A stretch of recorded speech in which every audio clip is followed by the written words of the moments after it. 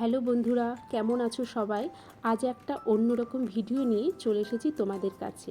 বর্তমান যুগে চুল পড়াটা সব সময় সবার কাছে খুব যন্ত্রণাদায়ক, আর সেটা যদি হয় কোনো সিজন ছাড়াই সব সময়ের জন্য, তাহলে তার কোনো কষ্টের শেষ থাকে না। সেই কষ্টের হাত থেকে রেহাই পাওয়ার জন্য আজ একটা পুরোপুরি ঘরের তৈরি হার্বাল হেয়ার অয়েল আমি তোমাদের সাথে শেয়ার করব। তো চলো দেখে নেওয়া যাক। তার আগে একটা কথা বলে রাখি, এই তেলটা পুরোপুরি হার্বাল ঘরের তৈরি। যদি তোমাদের ভালো লেগে থাকে তাহলে আমাকে কমেন্টস করে জানিও, আর নিত্য নতুন ভিডিও পেতে আমার চ্যানেলটাকে তোমরা সাবস্ক্রাইব করে দিও। তাহলে চলো দেখে নেওয়া যাক তেলটা আমি কিভাবে বানিয়েছি। প্রথমে আমি এখানে কারি পাতা নিয়েছি 1 মুঠ, আর তার আগে আমি এখানে কোকোনাট অয়েল ইউজ করেছি। তোমরা চাইলেও তোমরা এখানে তিল তেল ইউজ করতে পারো। আর এখানে কোকোনাট অয়েল নিয়েছি শালেমারে। আর এখানে নিয়েছি 1 মুঠ কারি পাতা।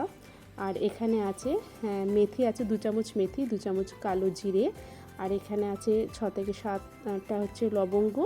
আর হচ্ছে 1 ইঞ্চি আদা নিয়েছি, সেটাকে আমি থেতো করে নিয়েছি।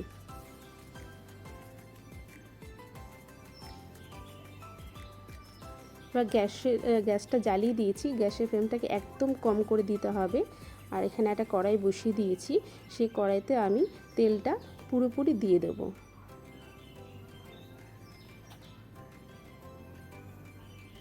পুরোপুরি দেওয়া হয়ে গেছে। এবার আমি একটু দেখে নেবো, হালকা গরম হলে আমি কারি পাতাটা এর মধ্যে দিয়ে দেবো।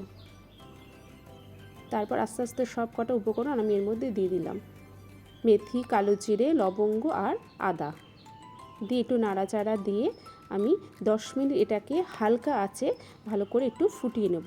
এমনভাবে ফুটাতে হবে যেন একটু লক্ষ্য রাখতে হবে তেলটা যাতে পুড়ে না যায়।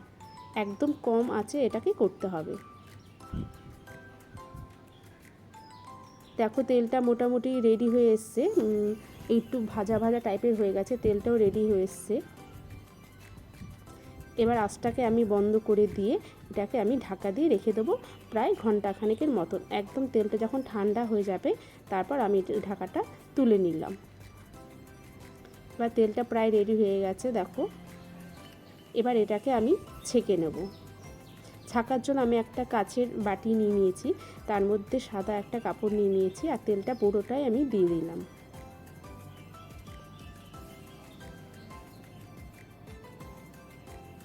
এবার এটাকে আমি টুইস্ট করে একদম ঘুরিয়ে ভালো করে চিপে আমি এটা তেলটাকে বের করে নেব।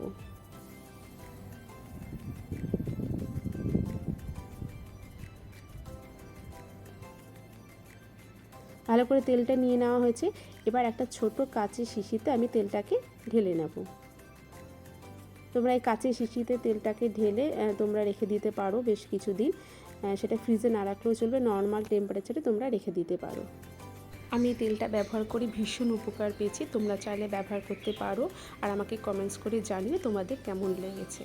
আর আমার এই ভিডিওটাকে একটা লাইক করে দিও, আর চ্যানেলটাকেও সাবস্ক্রাইব করে দিও। তাহলে আজ এই পর্যন্তই। আজ আসি, আবার নতুন ভিডিও নিয়ে হাজির হয়ে যাব তোমাদের সামনে। ভালো থেকো।